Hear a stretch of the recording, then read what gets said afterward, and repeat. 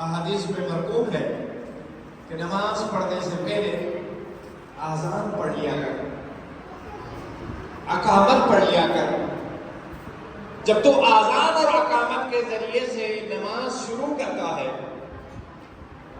تو اتنی پیچھے صفیں ہوتی ہیں ملائکہ کی جسے گنتی میں گنا نہیں جاتا ہے۔ یہ آپ دیکھتے ہیں کہ عالم آگے بڑھ کر کے نماز پڑھاتے ہیں، اور کبھی آپ بھی نماز پڑھاتے ہیں جناب، خلوص نیت سے کامل وضو کریں، پاک اور صاف کپڑے پہنیں۔ نماز واجب کی بات میں نہیں کر رہا، وہ تو آپ پڑھتے ہی ہیں،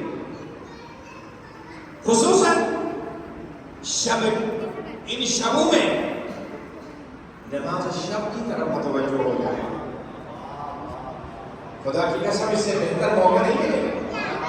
پتہ نہیں آنے والا سال ہمیں میسر ہوگا نہیں ہوگا، زندگی کا کوئی بھروسہ نہیں۔ سحری میں تو آپ اٹھتے ہی ہیں۔ نماز شب کی فضیلت یہ ہے کہ صبح کے جتنے قریب ہو جائیں اتنی قبولیت رکھتی ہے۔ اللہ اکبر، عجب۔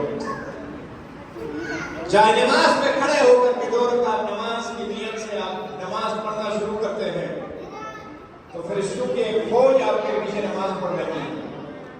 اب آپ کا ہر سجدہ اور رکوع قبول پروردگار ہے، وہ میرا مالک کتنے تجسس سے دیکھ رہا ہے کہ میرے معصوم فرشتے میرے اس عبد صالح کے پیچھے نماز پڑھ رہے ہیں، جو بظاہر ایک چھوٹے سے کمرے میں، اندھیرے سے کمرے میں مختصر سی لائٹ جلا کر کے مجھے یاد کر رہا ہے، مجھے خالق اور مالک مان رہا ہے، میری حمد اور تسبیح کر رہا ہے، میری شان کوئی گوارا نہیں کہ میرا یہ بندہ کہ گناہ رہے ہیں، اس کے تمام گناہ معاف کر دیا ہے، اس کے گناہ معاف کر دیے جاتے ہیں۔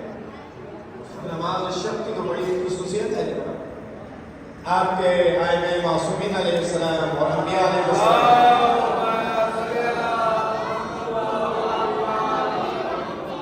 یہ تو پڑھتے ہی پڑھتے تھے، لیکن مومن کی علامت بھی یہ ہے کہ جب آپ نماز شب پڑھیں گے تو آپ کے چہرے پر اللہ تعالیٰ یہ نور عطا کرے گا، میرے طرف متوجہ ہو جائے گا۔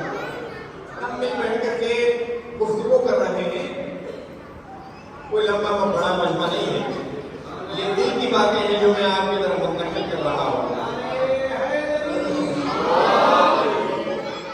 اور اس رمضان کو ہم رمضان کے مانتے بھی اسی لیے ہیں، یا اس کی تعریف میرے حبیب نے کی ہے یا میرے مولا علی نے کی ہے۔